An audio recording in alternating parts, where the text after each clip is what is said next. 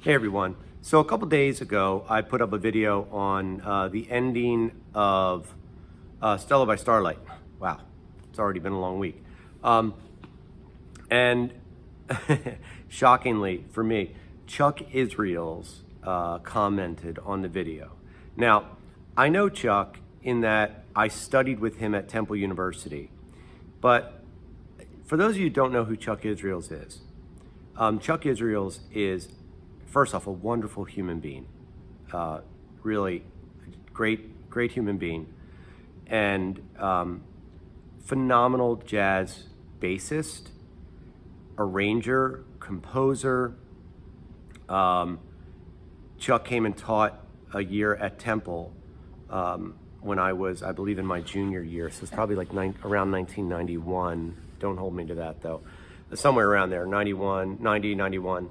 Anyway, but Chuck played with the great pianist Bill Evans. After Scott LaFaro died, Chuck filled that bass chair with Bill Evans, his trio.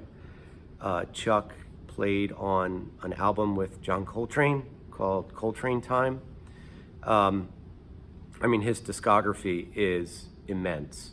Played with so many people. Like, he is a legend, a true heavyweight in the jazz world. And he commented on my video. I'm still like, I'm blown away by it. And again, if you met Chuck, like, he doesn't, you know, like I said, he's a wonderful person. So I was so privileged to study with him at Temple. So I wanted to make the video today based off the fact that Chuck commented 3 lessons that I learned from Chuck that have always stuck with me. And he may not even remember these, but also I want to start with my first encounter with Chuck, because it's extremely embarrassing for me, humbling though, so I'm so thankful for it. So when I was in Temple University, by the time I got to be a junior, I was playing in most of the top ensembles, and I thought a lot of myself. Read that as prideful, not humble, thinking I know everything. Anyway, so Chuck came and took a position, and everybody at Temple knew one another. You know, everybody lived in the area, Philadelphia, so it was kind of like this nice community of people. We all got along, we all knew each other. And then this outsider came in, Chuck Israels. And Chuck was coming from the state of Washington, so all across the country. From across the country, he was coming here. And, you know, we got wind of it, and it wasn't, you know, everyone was kind of like, oh, wow, this guy is coming in, and the whole thing. And then when he got there, one of the first things he did was say that everyone had to audition for ensembles. Now, for me, I was a junior. I was already in the top ensembles. How dare he ask me, of all people, to audition? You see where I'm going with this. It was like ridiculous on my end. Of course, Chuck wants people to audition. He had no idea who anybody was, and he wanted to know how they played. So it made perfect sense. But in my prideful college mindset, I was offended deeply. So I am bemoaning this fact that I actually have to audition. I'm standing outside Presser Hall, outside right near the doorway to go into Presser Hall. And I'm talking with somebody. I have no idea who it was. I can't remember, but I remember the conversation. And I'm just talking about how I can't believe I have to audition. And, you know, who is this guy? Chuck Israels making us audition. He shouldn't have to do that. And the person asked me, by the way, I have my back to the door, so I can't see anybody walking up. And this person asked me, who I'm in conversation with, well, what are you gonna do? What are you gonna do? And then I hear from behind me, well, I hope he'll come to the audition. That was Chuck. So, I was mortified.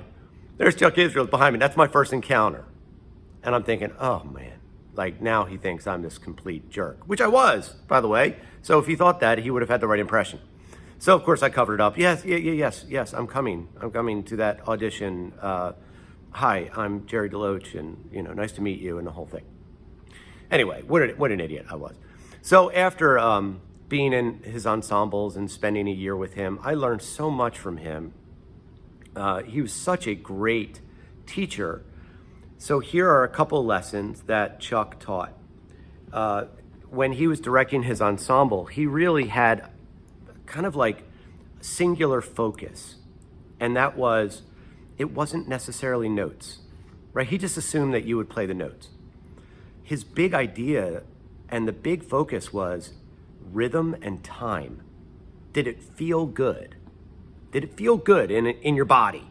Because like music is essentially dance, right? So this whole idea, does it feel good?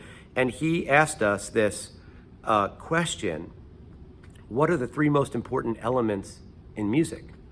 And then, people were answering with different stuff, and he said, the three most important elements of music are rhythm, rhythm, and rhythm. And he got his point across. It was all about rhythm, which is time and feel and rhythm. And so he really had us approach music from a different mindset, stuff that we weren't really thinking about all that much, because we were just thinking about, hey, how about these 2/5 licks and half step here and doing all this? And Chuck was about, well, no, how about you play in time with a good feel so that it feels good in the body, like you were watching great dance. So anyway, that was lesson number one. Three most important elements of music: rhythm, rhythm, and rhythm. Second lesson was just to me personally. I was leaving a recital, and I talked about this before on a video. I was leaving a recital, and I was kind of down. I had played a lot of recitals, and I wasn't playing particularly well. It was one of those things. I had to learn a lot of music for a lot of different senior recitals because I was one of the only saxophone players at that point in the university, in the jazz department. So I was playing everybody's recital, and I was just tired. And so after this one recital, which was not necessarily a good one, especially on my end, Chuck's walking out of the building, and we're walking down, I guess it was like 13th Street or Norris, one of those. Anyway, and he just looks at me and is like, I want to give you some advice. You need to not play your notes like sausages. And I was like, okay, thanks. I had no idea what he meant. And it took me a while to figure it out. He was talking about my articulation and how my tonguing was getting in the way of my rhythm and making it sound not smooth and not in time. I was over-articulating. So it sounded like sausages. And he used that visualization, and I still think about it today. And it's one of the reasons why I make so many of these videos, is really like a self-check for myself. What is my articulation like? Am I playing my notes like sausages? Because I still have a tendency to over-articulate. And a lot of that has to do with, various things. But, I'm not blaming Michael Brecker. But Michael Brecker had a lot of articulation in his playing. And at that point, we were all listening to a lot of Michael Brecker. That was in the early 90s, late 80s, early 90s. So that was like the biggest influence. But anyway, there's really no excuse. And I needed to play my notes not like sausages, but smoother, to take some articulation out. And so that's always a lesson that has stuck with me too, because that's something that's an ongoing check for me, and really something I always continue to work on. And then the last thing, so rhythm, rhythm, and rhythm. Don't play your notes like sausages. And then the last thing, I took a pop songwriting class with Chuck, a pop songwriting class of all things. You wouldn't think like this great jazz bass player that played with Bill Evans and John Coltrane would be teaching a pop songwriting class, but he did, and he was awesome.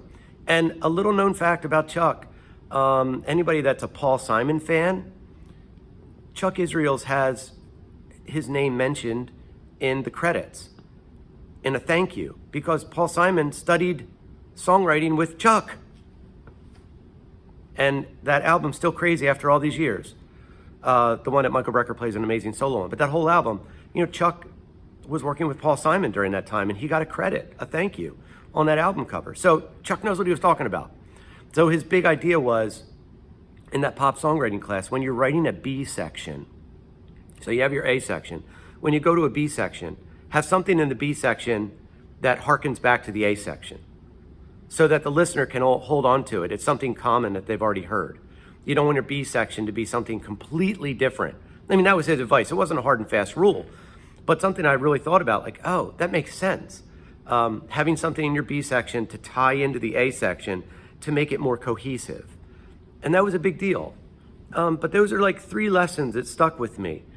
In the course of your in the course of your educational life, and I've always tell my students this, in the course of your educational life, you probably have maybe like 2 or 3, maybe if you're lucky, 4 teachers that have really, really influenced you that you look back on.